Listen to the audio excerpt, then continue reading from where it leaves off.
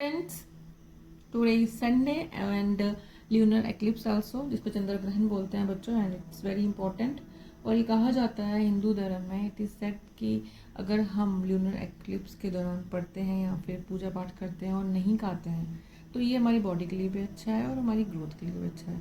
इसलिए आज थोड़ा पढ़ना, मेरे वीडियोस भी देखना और चुप करके तंग नहीं करना और खाना पीना बंद कर देना। No Maggi, no fast food and ठीक है, अपनी मम्मा को तंग मत करना। चलिए स्टार्ट करते हैं। आपका chapter 8th class NCERT first chapter जो ख़त्म नहीं हो रहा, काफ़ी लंबा है, उसके ऊपर 2 वीडियोस बना चुकी हैं। तीसरा है natural resources and their use. ठीक है बच्चों, चलिए जी पेज नंबर मैं आपको दिखाती हूँ। ये देखिए, natural resources and their use पढ़ लिया था।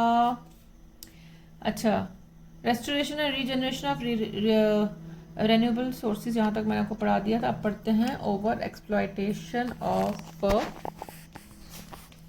ग्राउंड वाटर, एक केसलेट फ्रॉम पंजाब। केसलेट होता है जो चीज़ कोई केस में, एक पंजाब का केस उन्होंने आपके सामने पेश किया है, लेकिन वो पैराग्राफ में पेश किया है, कोई डाटा आपको यहाँ बना के नहीं दिया उन्होंने, है ना, कोई टेबल और data. A crisis has unfold in the fertile plains of Punjab where groundwater resources have been severely depleted। यहाँ पे क्या है, क्राइस आ रहा है, कहाँ पे अनफोल्डेड हो रहा है, मतलब कि फर्टाइल जो प्लेन्स हैं पंजाब के, वहाँ पे ग्राउंड वाटर जो है, टेबल है, रिसोर्सेज हैं, वो बड़ी तीव्रता से उनका जो वाटर टेबल है वो नीचे आ रहा है। Punjab was home to green revolution, ऐसे तो पंजाब जो है वहीं से ग्रीन रेवोल्यूशन हुई थी।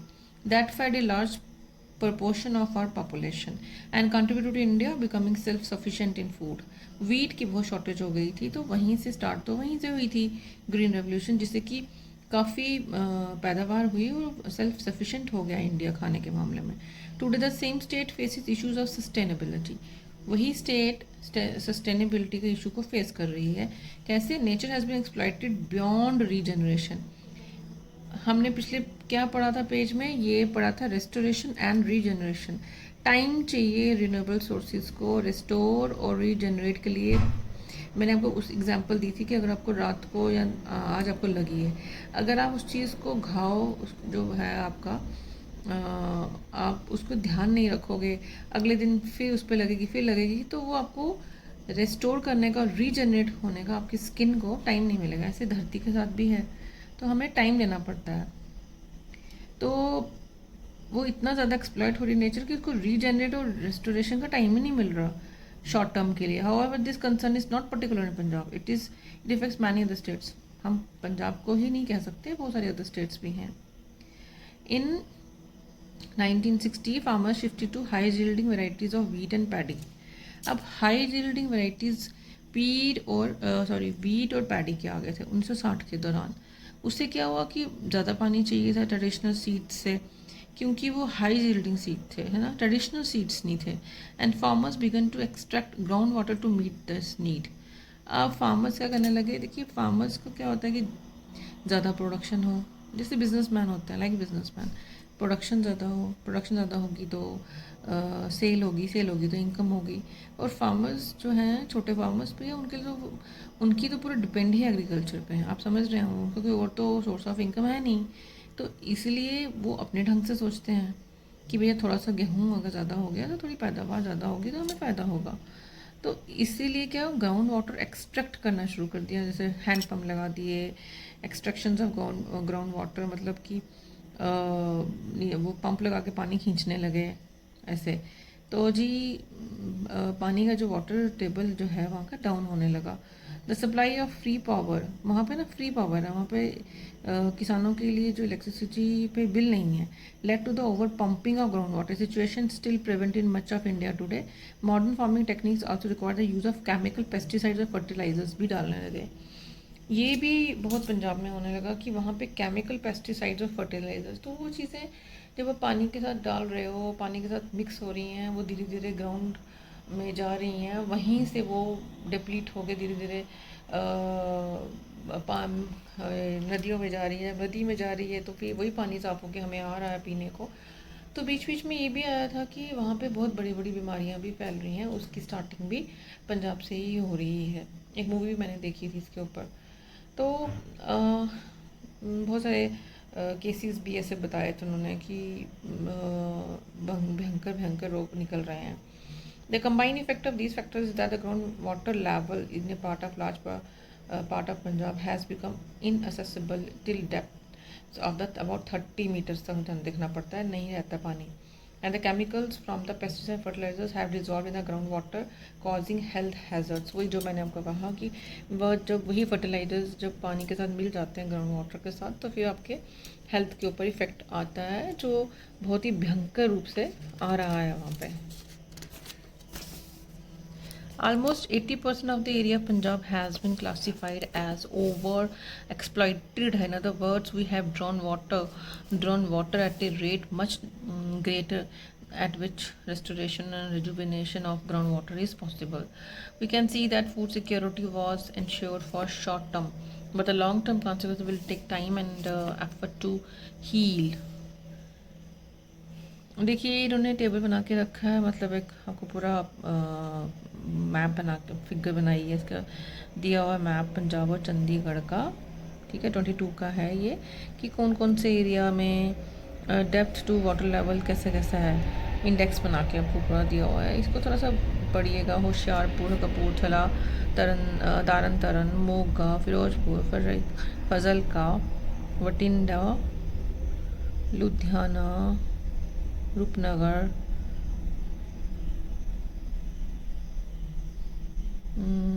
फतेहगढ़ साहिब, पटियाला, चंडीगढ़ बना रखा है इन्होंने पूरा इंडेक्स ना, डेप्थ टू वाटर लेवल कि कितना कितना है. मतलब हालत काफ़ी ख़राब है. अच्छा जी, ये भी जैसलमेर का फोर्ट दिखा, राजस्थान के मड स्ट्रक्चर है, ठीक है, 12वीं सेंचुरी का बनाया होगा. चलिए जी, द केस ऑफ सीमेंट का आप केस आता है. We can't imagine life without cement. वो तो होता नहीं है. हमारी बिल्डिंग्स आजकल सीमेंट से ही बनती हैं. और स्कूल्स और हाउसेज और buildings, hospitals, buildings, bridges, roads, airports, सभी को सीमेंट चाहिए. The production of cement has been listed as one of the most polluting industries है सीमेंट की. Most polluting industries. The process of production releases fine dust that enters our lungs में चला जाता है. Those of animals damaging them, settles on leaves of plants, decreasing their yield and causing soil and water pollution. इतना कुछ होता है cement industry से. The Central Pollution Control Board has created guidelines for cement factories to ensure pollution is minimized करो और eliminate करो. ऐसे कहने की बातें बहुत होती हैं, तो मुझे आज तक समझ नहीं है. इतना कुछ हो रहा है और human life is much more important than any industry. मुझे ऐसा लगता है कि आप शहरीकरण कर रहे हो, आप बिल्डिंग्स बना रहे हो, रोड्स, अब जो भी इतना कुछ हो रहा है हिमाचल में या फिर उत्तराखंड में, पहाड़ी इलाकों में, जम्मू में, ये क्यों हो रहा है? क्योंकि इतनी ज़्यादा जो रिवर का, जो मैं कहती हूँ, जो नदियों के रास्ते होते हैं ना, वो तब वहाँ तक तो इंसानों ने पूरा इंक्रोचमेंट कर दिया. वहीं पे उनके मकान बने हुए हैं. भाई नदी तो अपना रास्ता बनाएगी. बारिश होगी तो जब बारिश होगी, बारिश इंपॉर्टेंट है, एक्स्ट्रा बारिश होगी तो नदियाँ तो इतनी छोटी छोटी बनी हुई हैं, लेकिन उनके बीच में नीचे तल तक जाके मकान बना रहे हो, तो फिर बाढ़ के खतरे तो आएंगे ना. नदी अपना रास्ता कहाँ से बनाएगी? और फिर नदियों से पूरा खनन, रेत उठा उठा के लेके जा रहे हैं, पत्थर उठा उठा के लेके जा रहे हैं, पेड़ों को काट रहे हैं. जब आपके रोड्स चौड़ी होती हैं या नए नए हाईवेज बनते हैं, टनल्स बन रही हैं पहाड़ों पे, वहाँ पे कई सालों से एक्सप्लोर किया जाता है. तो जहाँ पहाड़ जो हैं वो थोड़े से कच्चे भी हो जाते हैं. जब बारिश आती है तो अच्छे खासे अपना भयंकर रूप दिखा दिया. इस बार तो अच्छा खासा ही हो गया, कुछ ज़्यादा ही हो गया. तो मुझे लगता है कुछ एरियाज़ को हमें अनटच्ड रहने देना चाहिए, नहीं छेड़ना चाहिए उसकी ब्यूटी को. इतना भी ह्यूमंस को नहीं करना चाहिए इंक्रोचमेंट. इतना भी इंटरफेरेंस इम्पॉर्टेंट नहीं है लाइफ में. जहाँ पे आपको 6 घंटे लग रहे हैं, वहाँ पे आपको कह रहे हो कि हाँ जी हम यहाँ से ट्रेन निकाल देंगे, टनल खोज देंगे, 6 के 4 घंटे लगेंगे, 6 के 2 घंटे लगेंगे. अरे जाने दो ना यार. अगर 6 घंटे सेफ है, मच मोर इम्पोर्टेंट है कि आपने जनाब के ऊपर इतने ऊँचे ऊँचे पुल बना लिए, ठीक है वो सब, लेकिन थोड़ा सा उसका जो लॉन्ग रन के जो इफ़ेक्ट्स होते हैं, है ना, वो हमें ज़रूर देखने चाहिए कि क्या जो हम ये कर रहे हैं लॉन्ग टर्म में हमें क्या, हमें ठीक कर रहे हैं क्या ऐसा. मतलब आप सब प्रॉन्स और कॉन्स देख के आप इतने बड़े बड़े फैसले लेने चाहिए, क्योंकि इसमें पैसा बहुत जाता है। अब जो नुकसान हो रहा है, कितना नुकसान हुआ होगा, तो अरबों का नुकसान हो गया होगा, उसका कोई भरपाई भी नहीं हो सकती, और अनुमान भी नहीं लगाया जा सकता कितना नुकसान हो गया।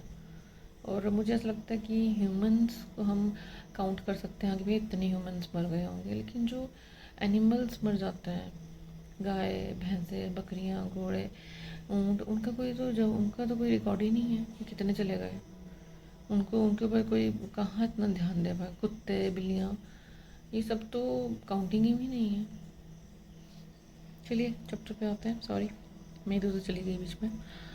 तो इन्होंने कहा कि सेंट्रल पोल्यूशन कंट्रोल बोर्ड ने गाइडलाइंस तो दी हैं कि पोल्यूशन को मिनिमाइज्ड और एलिमिनेटेड किया जाए। In addition there is a move towards creating alternative materials that reduce pollution. These includes the use of traditional materials, stone और मड को यूज़ करो भैया, new plant based materials use करो, recycled materials for waste plastic को use करो, stone mud को, जैसे पुराने ज़माने के अपनी बिल्डिंग्स देखी होंगी, हमारे मोनूमेंट्स देखे होंगे, हमारे हिस्टोरिकल बिल्डिंग्स होंगी, तो वो सब पत्थर से बनी हुई हैं, मजबूत टिकाऊ बड़ी बड़ी बिल्डिंग्स। उनके अंदर गर्मी का एहसास ही नहीं होता। अपने हिस्टोरिकल बिल्डिंग्स पे ज़रूर ट्रैवल कीजिएगा।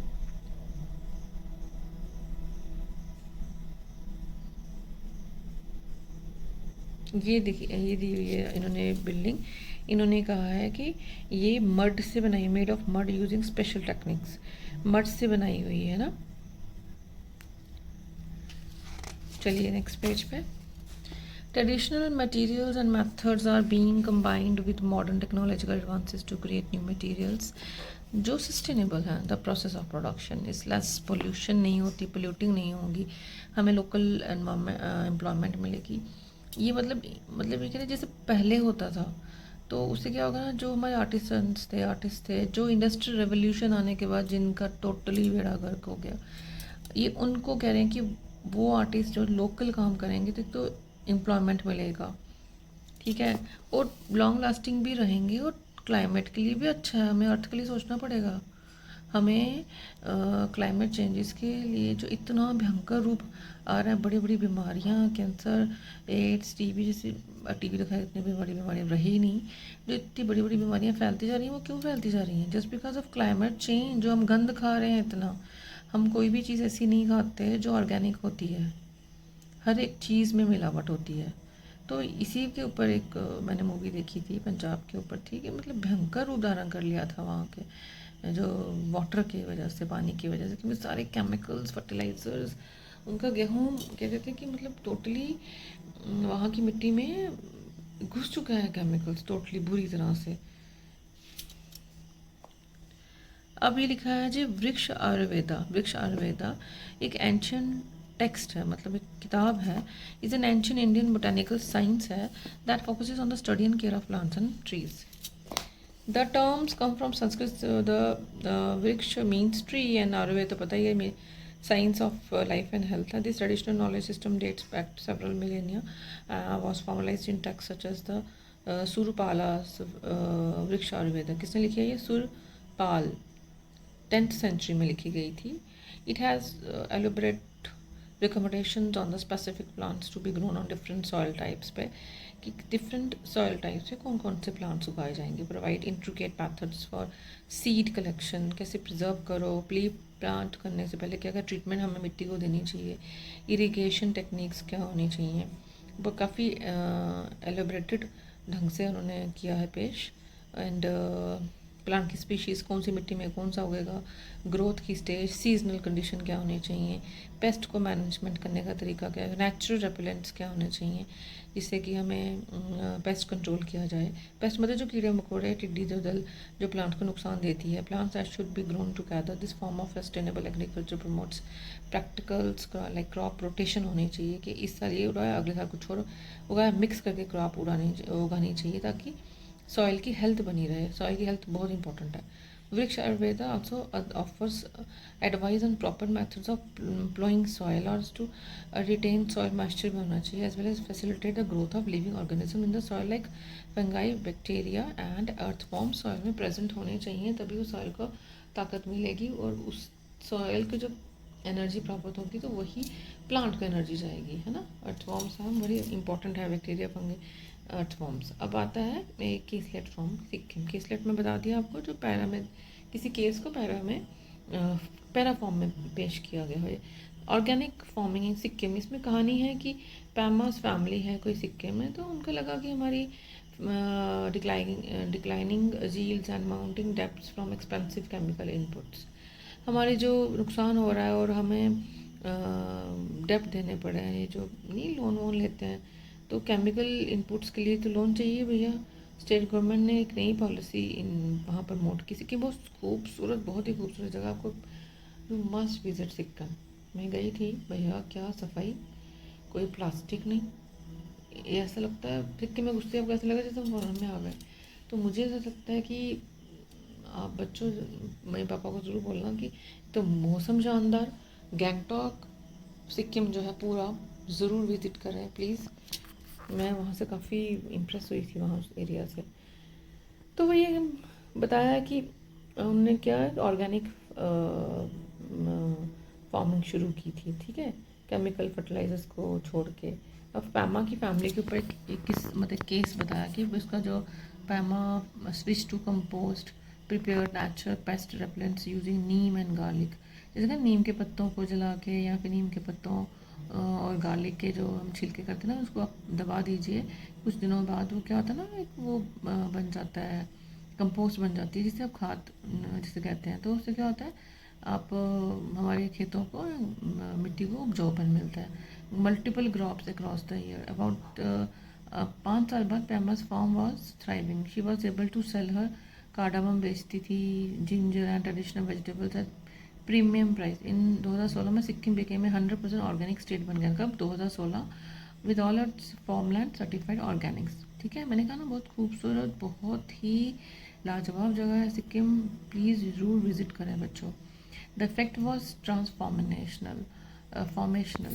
Local biodiversity flourished and with financial insects, but sorry with beneficial insects and birds returning. ठीक है, उससे क्या होता है कि आपके जो इंसेक्ट्स जा चुके हैं है ना, एंड बर्ड्स होते हैं वापस आ गए, टूरिज़्म इंक्रीज़ हुआ, द ऑर्गेनिक फार्मिंग को देखने जाते हैं वहाँ पे, फार्मर्स इनकम्स ग्रीव 20% वहाँ की बढ़ी। Sikkim serve as global model है वो, demonstrating that an entire region can successfully transition to sustainable agricultural practices while improving both ecological and economic outcomes.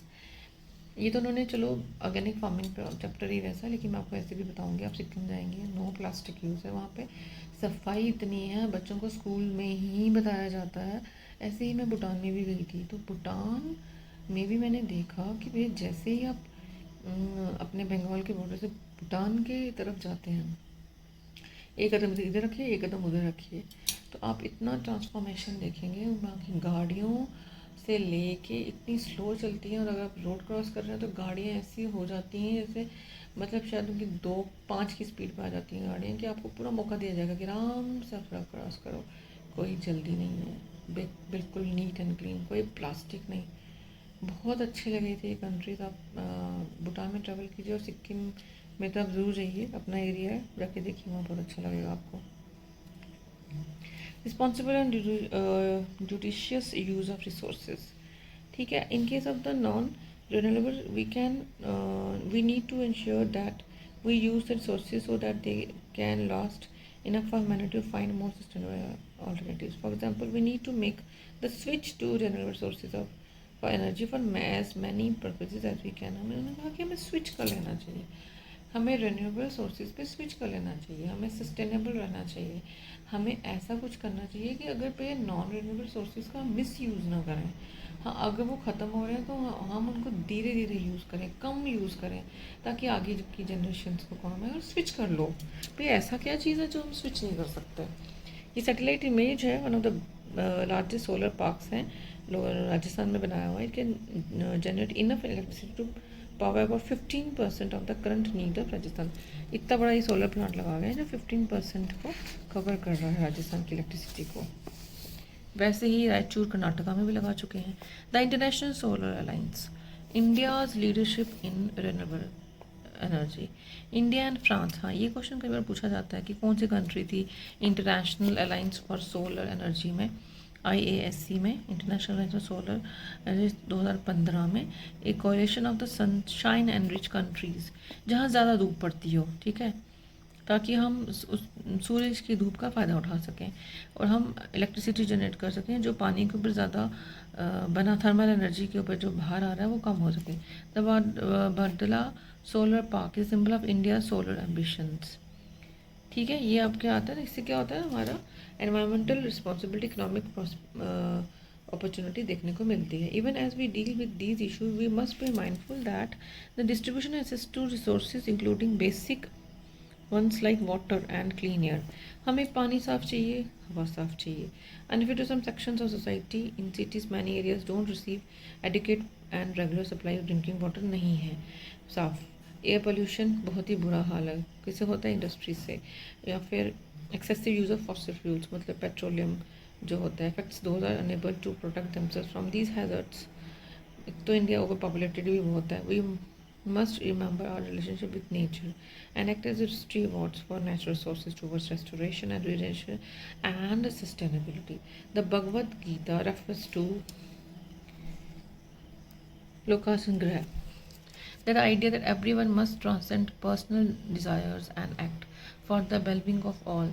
Has the time come for us to consider this seriously? Yes, seriously we have to consider all these problems seriously। and मुझे लगता है 2025 की बाढ़ देख के, 2025 का हाल तो देख के हमें ऐसा लगता है कि हमें क्लाइमेट चेंज के ऊपर, नेचुरल रिसोर्सेज के ऊपर, रिन्यूएबल सोर्सेज के ऊपर सोचने की बहुत बहुत बहुत आवश्यकता हो चुकी है। हमें अपने आप पे कंट्रोल करना चाहिए, हमें बचाना ही चाहिए अपनी संपदा। ठीक है, चलिए जी, अब before we move on, natural resources are materials and substances that occur in nature and valuable to humans। ये लाइन आप उसको रट्टी लीजिए, मुझे लगता है इसका माइंडफुल लाइन है ये बिल्कुल। These are different types of categorising sources. आपको मैंने बता दिया था रिन्यूएबल सोर्सेज कौन से हैं, नॉन रिन्यूएबल सोर्सेज कौन से हैं। द रिसोर्स कर्स, मतलब जो नदी बार बार आपको बाढ़ देती है, जब वो वाला रिसोर्स जो हमें बार बार फ़ायदे के अलावा नुकसान देता है, तो कर्स को हम कहेंगे उसको। We need to become vigilant हो जाना चाहिए about the rate at which we use renewable sources so as to over exploit नहीं करना चाहिए, judicious wise हो जाना चाहिए नॉन renewable sources के प्रति। ठीक है, क्योंकि वो लंबे समय के लिए नॉन renewable sources नहीं हैं। क्वेश्चंस एंड एक्टिविटीज़ थोड़ा देख लेते हैं। जरा मैं एक घूंट पानी पी लूँ, थक गया, गला थक गया।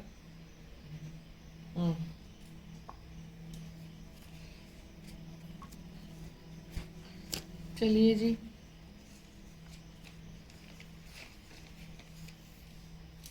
अब आता है कि what can make what is today renewable sources non renewable tomorrow. ऐसे कौन से भैया what is today renewable resources है जो नॉन रिन्यूएबल कल हो जाएगा। तो describe some actions that can prevent this from happening, है ना।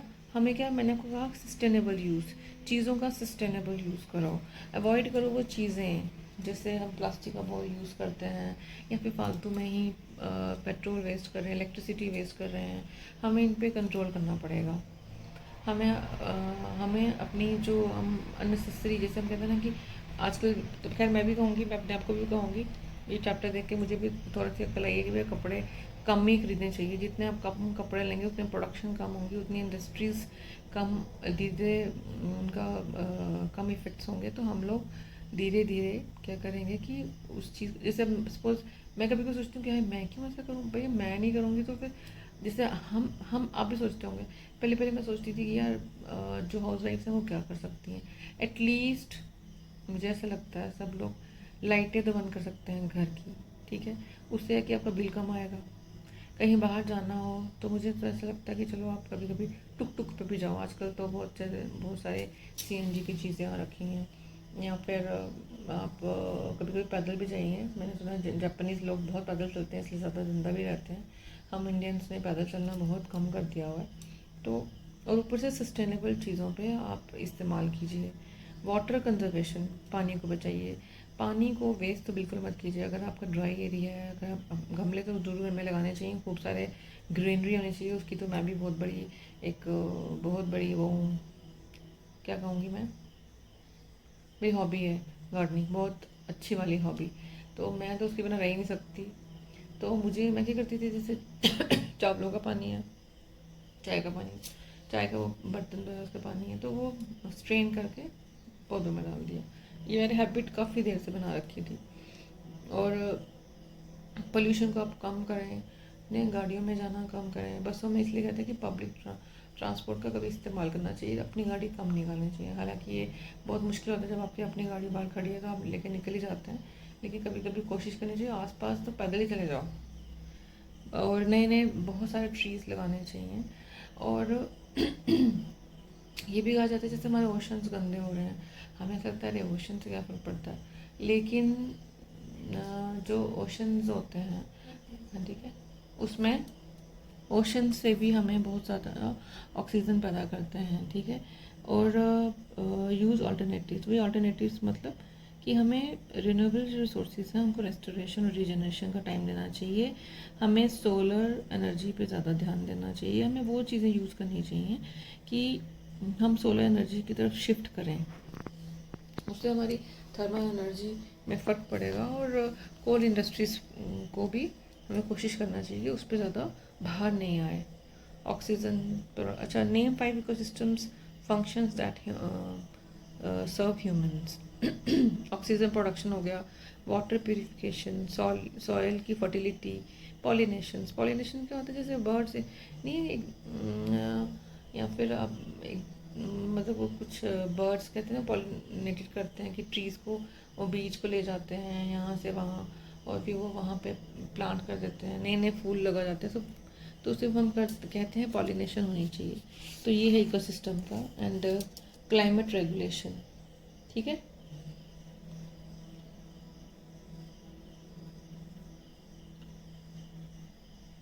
हमें, जैसे हम कहते हैं कि जैसे फॉरेस्ट होते हैं, फॉरेस्ट के होने से क्या होता है, एक तो ऑक्सीजन ज़्यादा मिलती है, प्यूरिफिकेशन, पानी की प्यूरिफिकेशन होती है। नदियों के आसपास इसलिए क्यों कहते थे कि भैया हमें नदियों के आसपास के पेड़ नहीं काटने चाहिए, क्योंकि वहाँ की मिट्टी जो है वो आपकी पेड़ होंगे तो मिट्टी मजबूत रहेगी। पेड़ ही नहीं होंगे तो बह के सारा नीचे आ जाएगा, वो मिट्टी नदियों में बह जाएगी। जो उसकी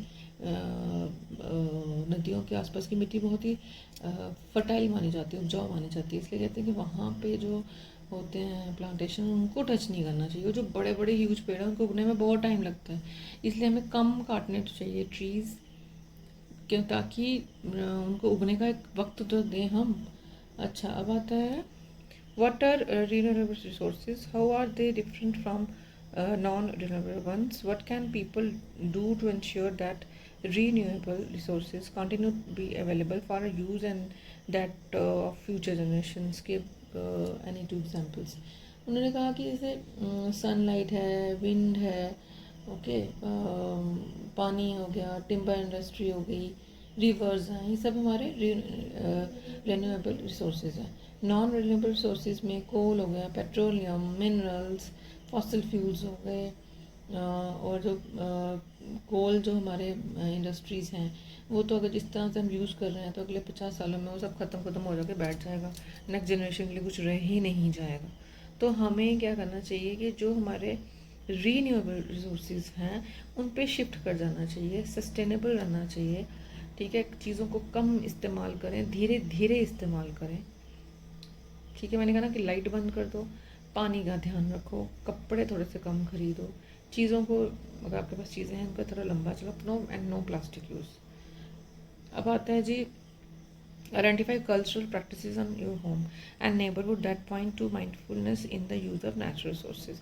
अब क्या कल्चरल प्रैक्टिसेस हमारे घर में, तो खैर हिंदुओं के जो हर एक धर्म में होता होगा, मैं बाकी धर्मों का तो उतना मुझे नहीं है ज्ञान, लेकिन हमारे में आपको पता होगा कि जैसे बहुत सारे सेक्रेट प्लांट्स ही घर में होते हैं, हम उनकी पूजा भी करते हैं। लाइक तुलसी हो गया, पीपल हो गया, बरगद हो गया, नीम हो गया, इंडियन गूसबेरी जो आंवला होता है ये हो गया, ये हमारे आसपास ही आम हो गए, इतने सारे पेड़ हैं। आप इन्हीं की पूजा करते हो, जब आप इनकी पूजा करते हो तो मुझे नहीं लगता कि जिस चीज़ की हम पूजा करते हैं हम उनको नुकसान पहुंचाने की कोशिश करते हैं। ठीक है, तो हमारे बच्चों को ये सिखाना चाहिए कि जाओ भैया हम सूरज को पानी देते हैं क्योंकि कहते हैं कि सूरज भगवान एकदम प्रत्यक्ष देवता हैं, तो उनकी पूजा बहुत इम्पोर्टेंट है। लेकिन कल हम खैर वो चीज़ हम घर में तो हम ये कह सकते हैं कि जो ये प्लांट्स और हर्ब्स एंड शर्ब्स की पूजा है वही हमारे लिए कल्चरल प्रैक्टिसेस हैं। नेबरहुड में हम यही देखते हैं। ठीक है, कुछ आपने देखा होगा जैसे वो पोंगल ओनम, वो लोग तो नई फसल आती है उसकी पूजा करते हैं, या फिर वाटर कंजर्वेशन रिचुअल्स भी होती हैं। ट्रेडिशनल फार्मिंग भी आजकल बोली जा रही है कि ट्रेडिशनल फार्मिंग पे शिफ्ट करो। गोबर की जो बनती हैं, हमारे तरफ तो पाथियाँ बोलते हैं, उपले बोलते हैं, उनका यूज़ करो। मतलब फिर से काऊ डंग जिसको बोलते हैं, काऊ डंग के ऊपर आप शिफ्ट कीजिए, है ना, और रीयूज़ कीजिए, है ना, रिसोर्सेज का रीयूज़ करना ताकि वो बचें हमारे resources. What are some considerations to keep in mind the production of goods for our current use. वो ये कि हम ये ज़रूर कहेंगे कि मैंने कहा ना सस्टेनेबल होना चाहिए हमें। डोंट यूज़ प्लास्टिक, और रिसोर्सेज को बचा के रखो, प्रोटेक्ट करो इकोसिस्टम को। फेयर एसेस होना चाहिए, एकदम क्लीन वाटर और हवा पानी तो बहुत ज़रूरी है हमें मिलना। उसके लिए हर एक ह्यूमन बीइंग को काम करना पड़ेगा। हम गवर्नमेंट को हमेशा ब्लेम नहीं कर सकते, अरे गवर्नमेंट ने ये नहीं किया, गवर्नमेंट ने वो नहीं किया। पॉपुलेशन ही इतनी है, हमें नेचर को हम ही मिसयूज़ कर रहे हैं। जब नेचर को हम ही मिसयूज़ करें, ऐसा तो है नहीं कि सिर्फ गवर्नमेंट ही या फिर जो पॉलिटिकल लीडर्स हैं वही मिसयूज़ करते हैं, बाकी पूरी जनता जो करोड़ों में बैठी है वो भी मिसयूज़ नहीं करती। तो अगर ऐसे वही मिसयूज़ करते हैं तब तक तो बहुत सारा बच जाता, लेकिन हर एक बंदा मिसयूज़ कर रहा है। तो हमें ये responsibility as citizen of India, हिंदुस्तानी होने के नाते हमें खुद लेनी पड़ेगी। तो मैं आपसे भी कहूँगी बच्चों, जिस कमरे में नहीं बैठते हो फ़ैन ऑफ कर दो, लाइट ऑफ कर दो। ये मैं इवन कि मेरे नाना जी मुझे बोलते थे कि सेव इलेक्ट्रिसिटी, बहुत पुरानी बात है ये।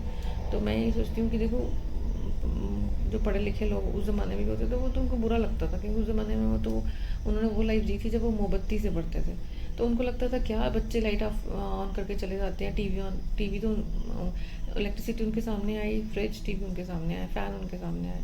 तो वो लोग बहुत ही सस्टेनेबल लोग थे, उनकी वजह से शायद हम जिंदा हैं। और हम लोगों ने अति मचा दी ह्यूमन्स ने। तो ये थोड़ा कंट्रोल करना चाहिए। ठीक है बच्चों, अपने घर से स्टार्ट करो। इस कहते हैं चैरिटी बिगिंस एट होम, तो इसलिए सब कुछ अपने घर से स्टार्ट करना पड़ेगा। एक तो कमरों की सफाई, मदर फादर के काम में हेल्प, अपनी गंदगी खुद साफ करो, कोशिश करो अगर जितना चल सकता है आपका सामान चलाओ, और इलेक्ट्रिसिटी कमरे से निकलो बंद कर दो, पानी वेस्ट मत करो, प्लास्टिक का यूज़ मत करो। इतना भी करोगे तब भी बहुत हो जाएगा। Thank you so much students. Lunar eclipse है, प्लीज़ पढ़ना ज़रूर। And thank you, please subscribe, share and like my video and comment sometimes, please comment. Thank you so much.